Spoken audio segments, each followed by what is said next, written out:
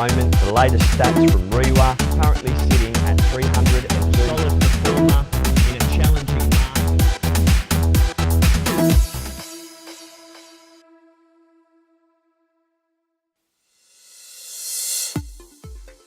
Hi, Michaelkeil here. Today I'm with in-house economist Ryan Bridie and we're going to look at the Banking Royal Commission. Ryan, tell us what's been going on. Hi Mike, okay, thanks. The Banking Royal Commission released their interim report recently, and one of the major concerns has been the bank's verification of an applicant's income and expenses. Commissioner Hayne clearly stated that the bank should be doing more to verify income and expenses rather than just taking the applicant's word for it. Hayne's point is that bank statements would clearly show an applicant's income and expenses, so it should be relatively easy for the banks to obtain accurate information. However, the banks have been happy to loosely verify because it allows them to increase the supply of credit, and that increases their profits. The banks have been aware that the loose verification has been an issue for the Commission from the beginning. So the banks have already started to tighten their verification, and this is to try and make the case that they're already aware of their shortcomings and they're able to increase the verification without the need for extra heavy regulation. UBS analysis believe the current tightening in verifications has already reduced maximum borrowing capacity. Maximum borrowing capacity is the amount a bank or financial institution can lend an applicant based upon their income and expenses. So what they do is they have a basic formula which lists their income, their expenses, and then the maximum borrowing capacity. As the income or expenses are adjusted, so too is the maximum borrowing capacity. Now with this, Ryan, we are actually seeing a lot of evidence of this where people were approved at a higher sum and now they're getting approved at a lower sum. So do you have some examples for us? Definitely. Okay, again, UBS estimates show that owner-occupier maximum borrowing capacity has been reduced by approximately 7 to 10%. So if you had 500,000, you're now probably down to 450,000. As an investor, if you were able to borrow 500,000, you're now down to 400,000. But if the banks are required to move to full verification, then the maximum borrowing capacity will be reduced by about 30%, which means if you were able to borrow 500,000, you're now down to 350,000. Yeah, I guess some of the benefits in the area that we work in is it's one of the most affordable inner city locations. So I guess with the tightening up of what people can borrow, these areas will become more attractive. And increasing demand in an area increases the price in an area. Great. Okay, so when we're looking at the impact on demand for housing, we know that Sydney and Melbourne property prices have already been hit with the regulation from the APRA and banks' increased verification.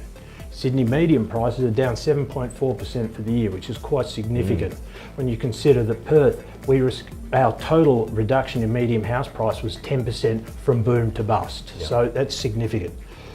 Further good news is Perth has a 6.7% increase in demand for housing. Now we're comparing that to a 6.1% decrease in Melbourne and a 22.5% decrease in Sydney. Some good signs there, Ryan. Absolutely.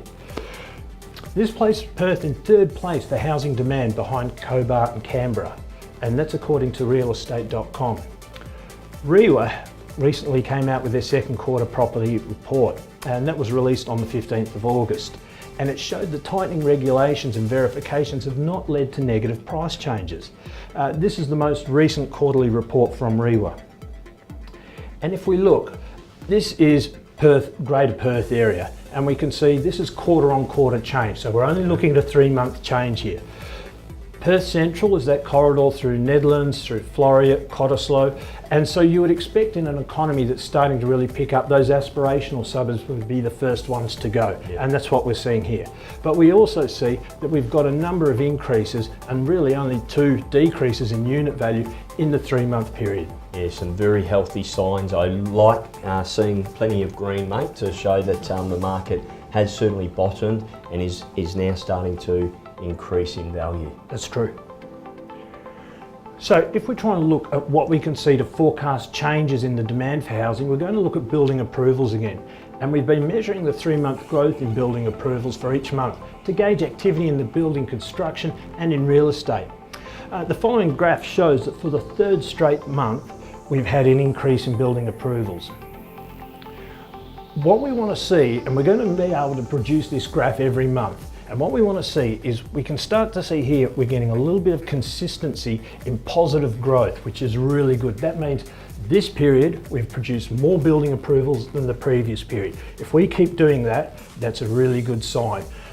You can see previously most of our activity has been negative, which means we're having less building approvals in the period than the previous period. So that's a really good sign. Yeah, Ryan, with this, what it suggests to me is confidence is definitely picking up. We're seeing that in the established house sales, and this is a very, very encouraging sign.